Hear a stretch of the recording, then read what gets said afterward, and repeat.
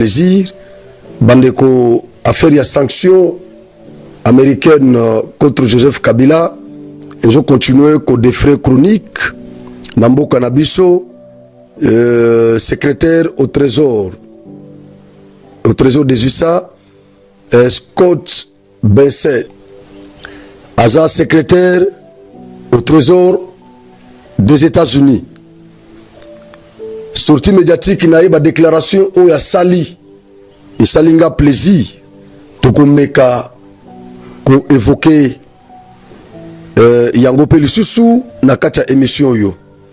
Frank Diongo oyo pe asali commentaire na ye contre les USA pour na ye azo soutenir Joseph Kabila. Na ko répondre na Frank Diongo parce que na tangi yepe na ko tangi lisusu boko ka makambo Frank Diongo lobby. Je suis là pour lui répondre en tant que Frank aussi. Il est Frank Diongo, moi je suis Frank Osvaldo. Alors, je vais lui répondre parce qu'il est accéléré. Auto tikali na bango na Congo, ba auto zo bagaré na bango de temps en temps. Na o balancer les bino vidéo moko place yo ya accéléré mususu ya M23 komi ko lela. Azo lela pour na ba sanction américaine contre Joseph Kabila. Azo lela pesa ma miso etangi. Bandeko to aborder question wana en long et en large. Merci beaucoup. Bandeko sikoyo tozo beta masolo ya sanction ndenge na uti ko bisabino awa. Bato belé bazo kanisa ke sanction américaine contre Paul Kagame et dédouaner et Paul contre Joseph Kabila et dédouaner Paul Kagame. Pourquoi? Parce que c'est lui qui était considéré comme auteur intellectuel. Il y a agression au you.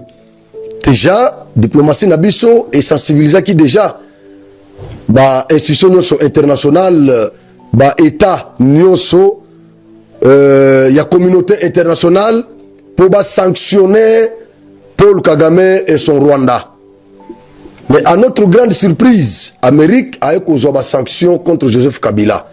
Batubosu Bakanisi, qui va sanctions contre Kabila et dédouaner Paul Kagame et commis d'office conflits oyo, conflits armés non internationaux par le fait que bateau bazo sanctionné baza ba Congolais.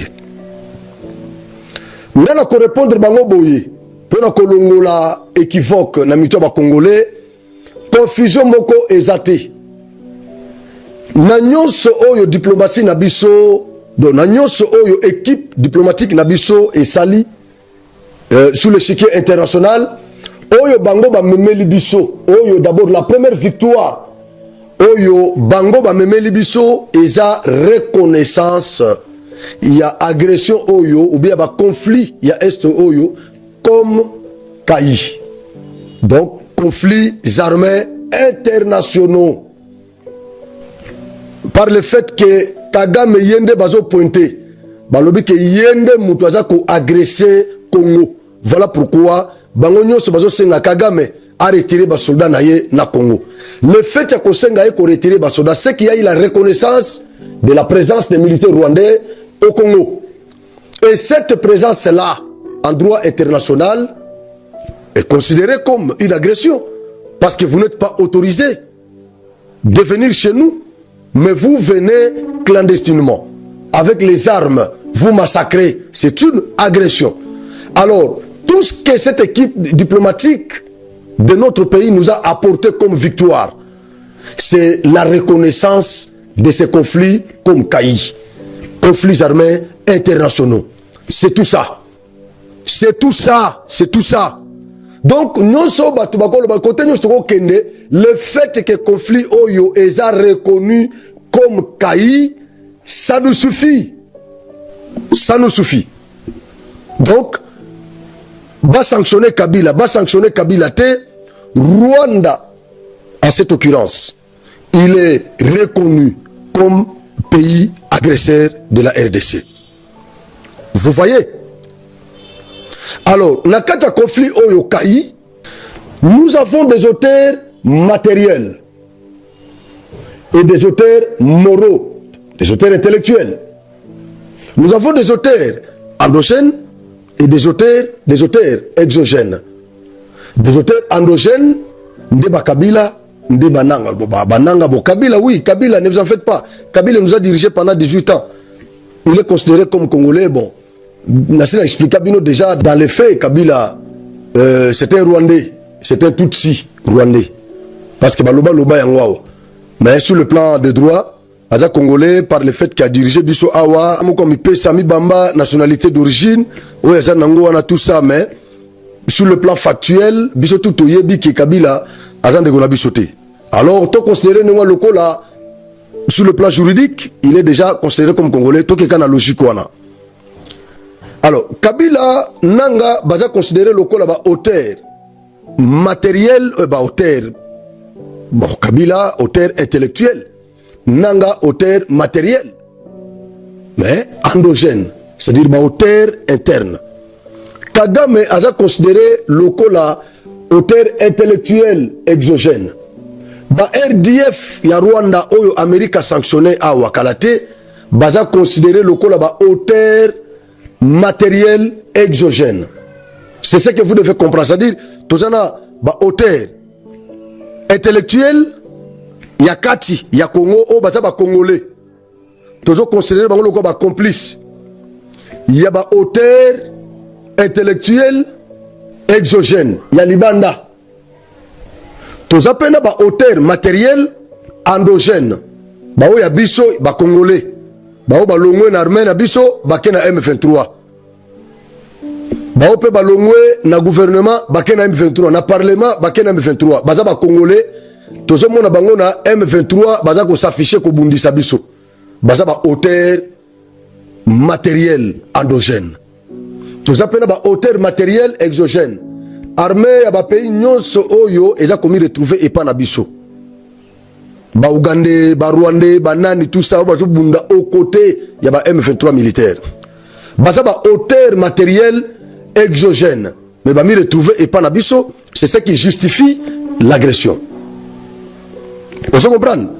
Alors, na kacha conflit oyo, ba auteur nyonso wana exogène, endogène, ba complice, ya ba auteur exogène, lokola ba Museveni na banani baza ba complice, ya ba auteur intellectuel exogène. Ozu na kati awa ba auteur, ba complice, ya ba auteur na biso, ba auteur matériel intellectuel endogène, baza pe. Bango nyonso wana nde baza à la base ya conflit. Sikoyo sanction na bango ezandenge nini bazo sanctionner bango nyonso bako sanctionner ba oyo ya Libanda bako ko sanctionner ba oyo ya Kati. Ça se passe comme ça. Mutumboko oyo za dédouané awa azati bango nyonso bako za la poursuivi. Justice na biso e ko poursuivre ba auteur o toza na bango na Congo. Justice internationale paix et qu'on poursuivre ba auteur ya Libanda ba étranger oyo ba yé bazo travailler en connivence na ba traître na biso toza na bango awa.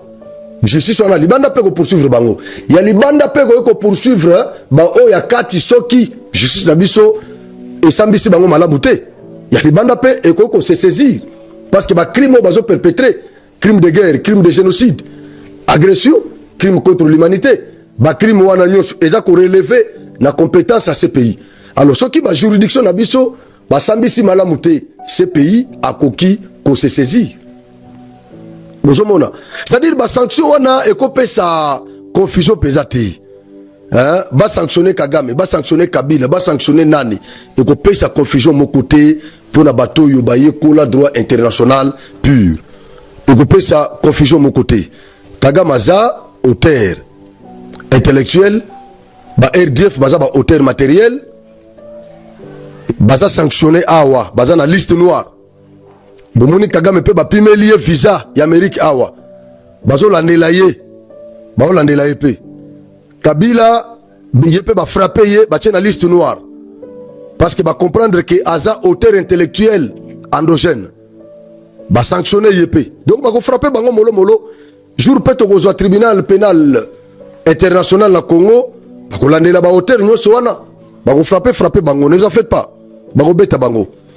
Alors, nous allons parler maintenant de Franck Diongo. Natangela bino à propos, il y a Franck Diongo.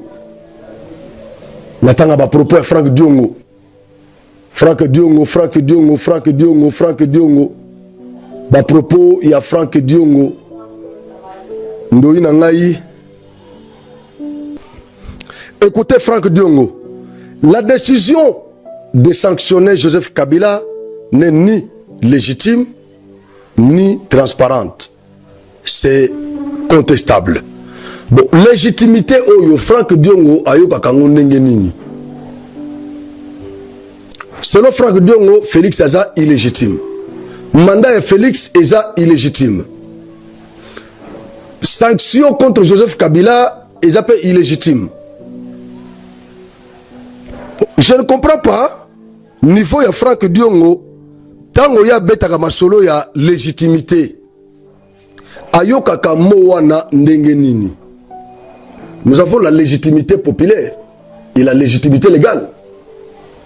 Légitimité populaire, on appelle cet exemple, président Aza élu au suffrage universel, c'est-à-dire par le peuple.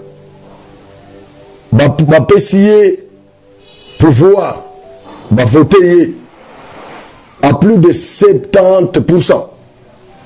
Ça s'appelle la légitimité populaire. Et sous quel ouanate à continuer les sous sur la cour constitutionnelle, va légaliser, va payer légitimité légale. Voilà pourquoi il pas Bisso, tu sais que dit Aza président de la République, oyo aouta kanaba élection, oyo ayi aouti da ba voix ya ba peuple belé na élection. Aza président de la République. Mais oyo cour constitutionnelle a confirmé ka, a investi Saka, Wanaza chef de l'État. Donc Félix Nengazawana, il est le président de la République et chef de l'État. C'est-à-dire, il a la légitimité populaire et la légitimité légale. Vous comprenez?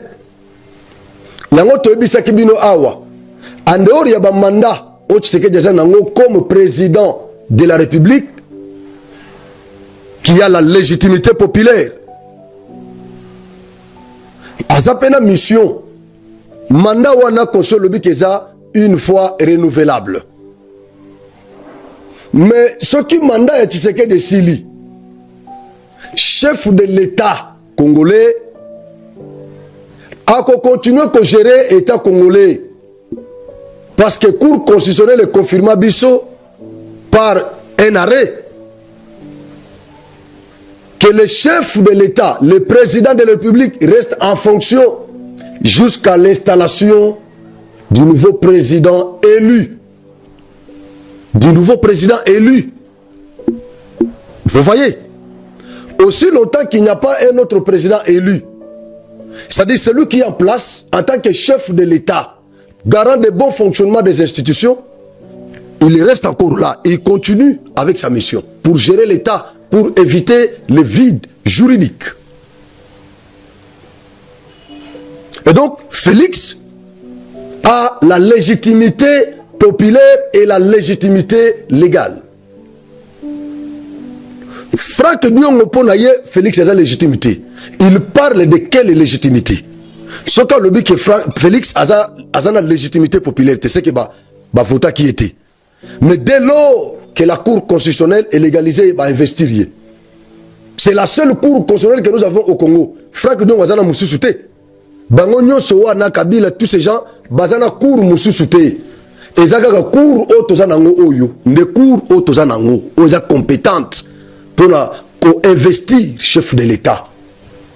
Pour légaliser, pour payer sa légitimité légale. Dès lors que Cour Wana est sali yango, c'est-à-dire il a la légitimité légale. Mais tant que nous avons rejeté légitimité, il s'agit là de quelle légitimité? Légale, populaire ou laquelle? Awa Franck Diongo lobby que la sanction wana est la légitimité. Bon, qu'est-ce que Franck cherche encore? Parce que l'Américain, en tant que grande puissance, va sanctionner le pays, et tout ça. Va sanctionner va sanctionner. Bon, légitimité, Franck Diongo a évoqué, on a bien noté. Je continue. Le Congo était pays souverain. Les accusations portées contre Kabila exigent qu'on lui donne les moyens de se défendre. On ne peut pas énumérer des accusations sans preuve. Donc selon Franck Diongo, Amérique a la preuve, il y a que Kabila na Franck Diongo bazana M23. Bato ba mona biso ko bana mike, baso mona biso lokola, toza bana mike ne totanga ba classe T neti, toza pena bana mike to mayelete. Donc baso ka biso ka lokwa bana mike mo botu mayelete. C'est-à-dire Franck Diongo selo ye Amérique azana ba preuve te. Il y a participation, il y a Kabila na mouvement terroriste oyo. Azana ba preuve te. Entre-temps, la sanction est illégitime. Côté Moussoussou, il faut lui donner les moyens de défense. Il doit se défendre.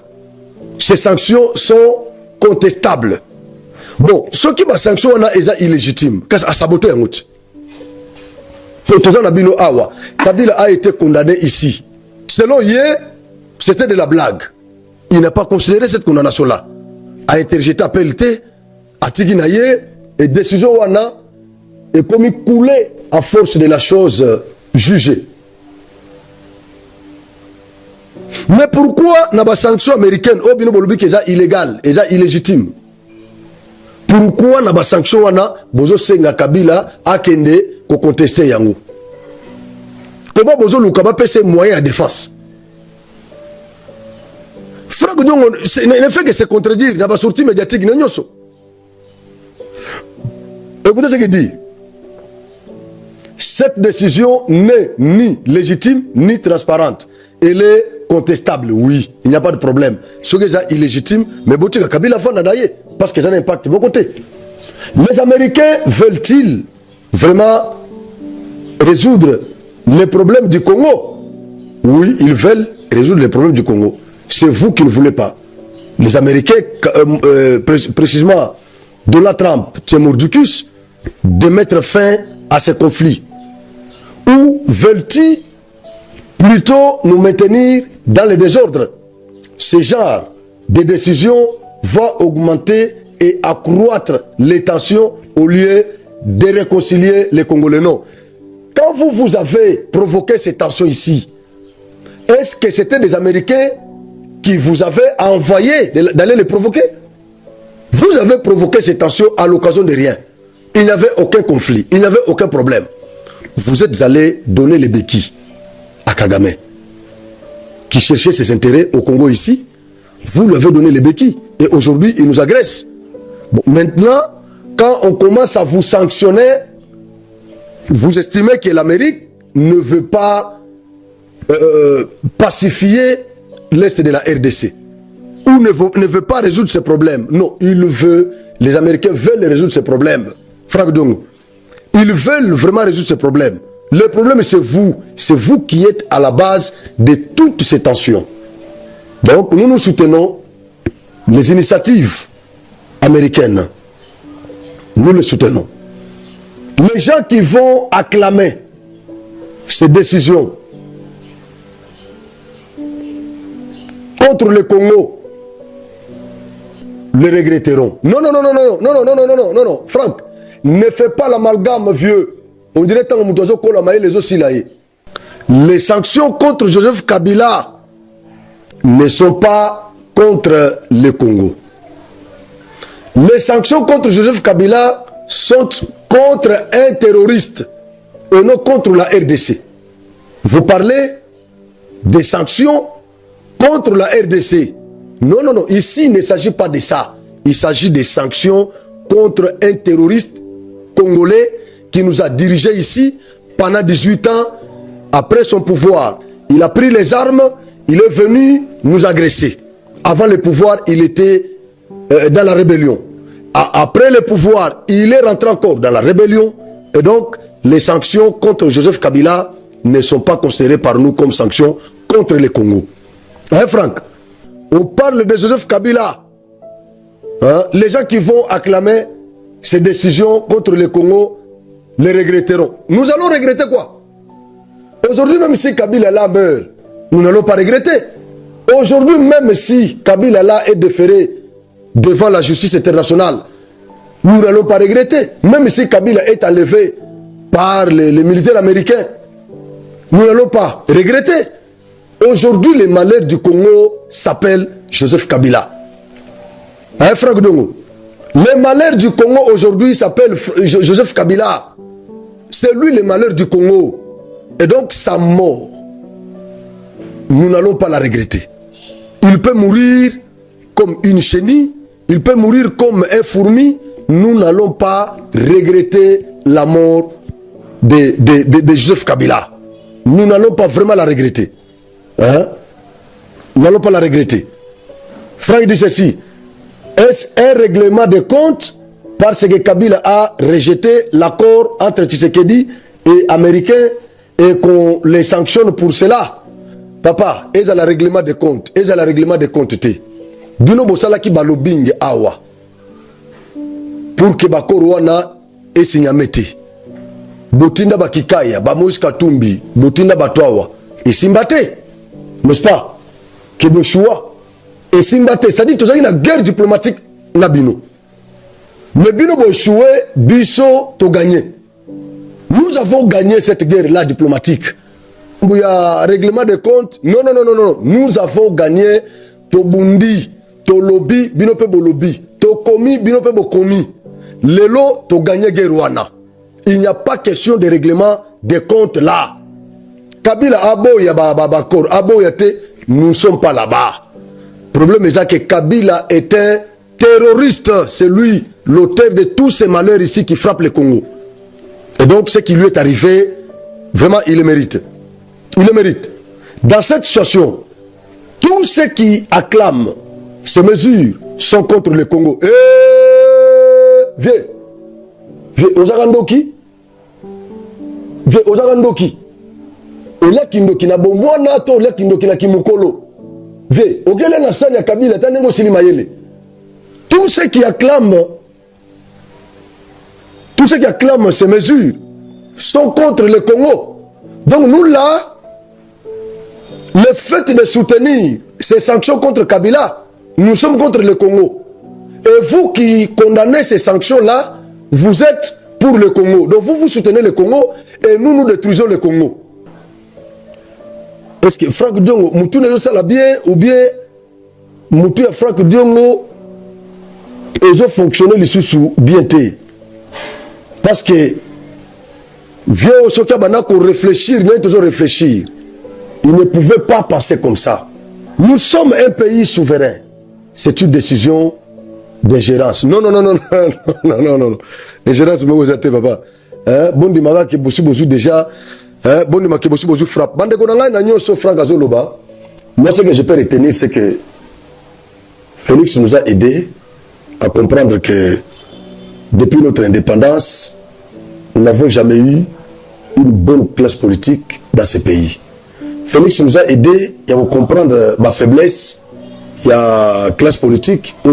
Félix a aidé Bisso pour découvrir que nous n'avons pas des hommes d'État. Nous n'avons que des politiciens, des mercantilistes, mais des hommes d'État.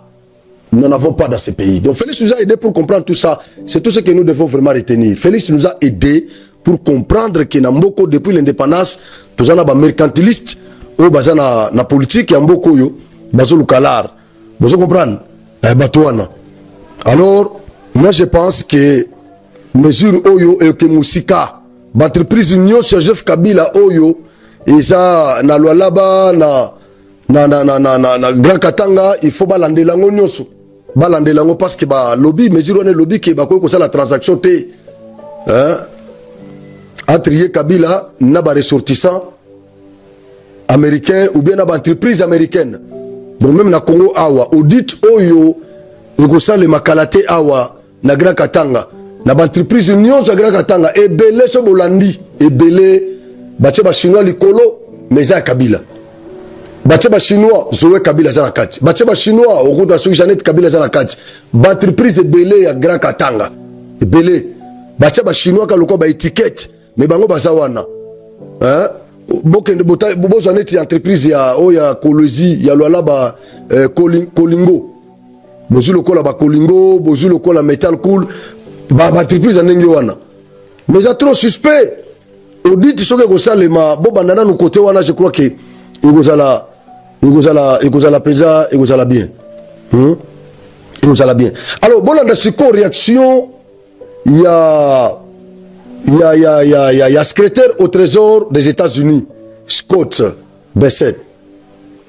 Il dit le président Donald Trump ouvre la voie à la paix en RDC et il a clairement indiqué que ceux qui continuent de semer l'instabilité devront rendre des comptes. Rendre des comptes. Ah oui, même Yakati, même Yalibanda. Ils devront rendre des comptes. Donc, Eza Singama Tembele. Eza Singama Tembele. Eza Singama Tembele. Il dit, le trésor continuera d'utiliser toute la gamme de ses outils pour soutenir l'intégrité des accords de Washington. C'est-à-dire, la sanction M. Zali. La sanction Ezali, Eza Singayama Tembele, Nangape, Aza visé, Baza Belon, Baza visé. Yalo Bolandi, Moutalibo Manabango Oyo, Nkancha Soki Nkancha, Naosenga équipe technique, va balancer les bino vidéo, ya Libo Mona M23, Mikolo a commencé à la rétro-pédalage, Bolandaye, Azo regretté, Alobi Tshisekedi travail d'arrache-pied pour détruire notre mouvement. Alors Bolandaye comme ça, Togozonga après Naba commentaire Moussousou. Toleka.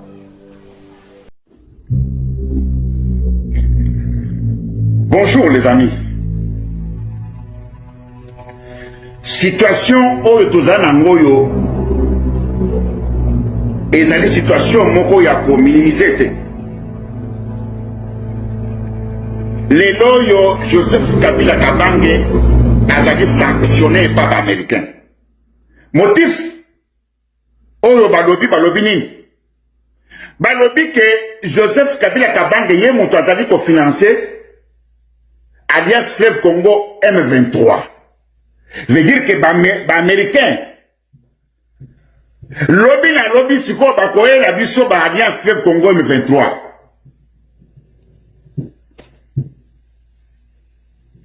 Il ne faut pas minimiser ça. Félix travaille sérieusement.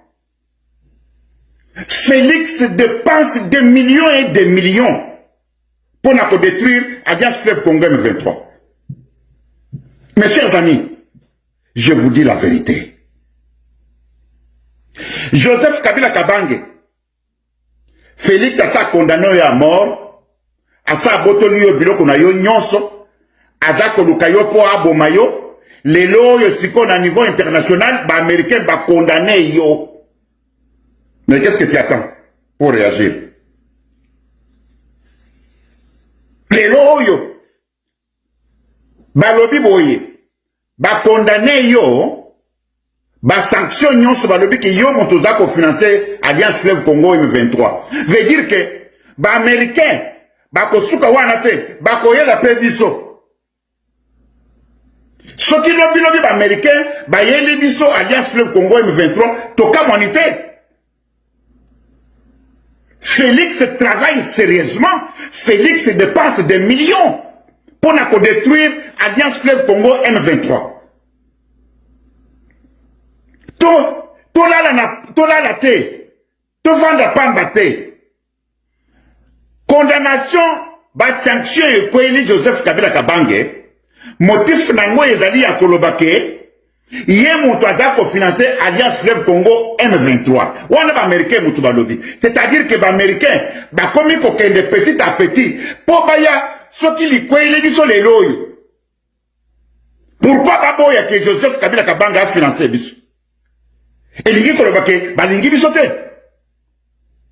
Ba lingi kolobake ba américain baza contre biso. Donc lobby soki ba sanction e kweli biso. Lobby soki makambo mosusu e kweli biso. Lobby soki to yoko yoka non quitter le Goma, quitter le Bukavu, quitter to humanité. Félix travaille sérieusement. Na tango ya zakoloba tokuta na Suisse, tokuta na Doha, tokuta Félix travaille sérieusement. Et Félix dépense 2 millions. Joseph Kabila Kabang, qu'est-ce que tu attends? Aux autres de la Éronie. Aux autres de la temps où Félix a Robobayo, ndé ko réagir. Aux autres de la temps où Félix a. Qu'est-ce que tu attends pour réagir? Hein? Aux milliardaires, Joseph Kabila, aux milliardaires. Hein? Mais comment aux autres dit ok? Tu ne sais pas comment se défendre? C'est l'égoïsme ou bien c'est quoi? Ou tu ne sais pas comment dépenser l'argent?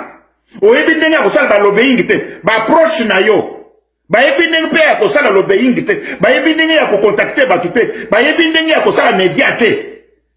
Il faut payer les médias. Il faut que foute ba média en bongo, il faut que foute ba tumbongo ba lobaka. Mais tu es là comme ça. Tokonaka mukolo mosusu kala ndenge ba sanction et bimi mukolo mosusu tokonaka to le moki boye pas. Joseph Kabila n'est plus. C'est comme ça la vie. Vie et ça, il a moko ya kosakana. Ote vie, la mort c'est rien, la mort ça peut arriver à tout moment. Hein? Tokoko la mukolo mosusu net boye pas OK. Otiki ba milliard. Mais défends-toi. Défends-toi. Ba condamné à mort, au lobby de l'autre côté. Ba botone biloko nyos, au lobby de l'autre côté. Bande konayo, ba nyos ba botone biloko, ba sali boye, ba poursuivi partout. Vous avez réagir, mais vous devez vous défendre. Hein? Quand les lois comité américain. Ce qui est comité américain. Vous savez, vous avez vu Makamboni non Félix Ayokani na américain? Vous avez vu Makamboyo Ayokani na bango pona yo? Bolandi nkancha soki nkancha wana. Alobi situation est grave. Fachazo travailler fort pour na détruire AFC M23. Alobi lelo yo Joseph Kabila, lelo eza tour ya Joseph Kabila. Lobby e kozala pe tour na biso. Lobby e kozala ya biso, lelo eza ya Joseph Kabila. Il faut faire très attention. Kabila doit faire quelque chose pour arrêter ces élans de Tshisekedi. Il dit, les Américains ne nous aiment pas. Le fait qu'il y a condamné Kabila pour la participation ou bien collaboration à l'AFC, ça insinue que les Américains ne nous aiment pas. Alors, surtout, tu as distrait, bateau yo bako frappé, lobby ko koma tour na biso. Lobby et ko koma tour na biso. Yango yo, secrétaire au trésor, à lobby. Yango wana a IBC bango, il est très clair. Qu'est-ce qu'il dit?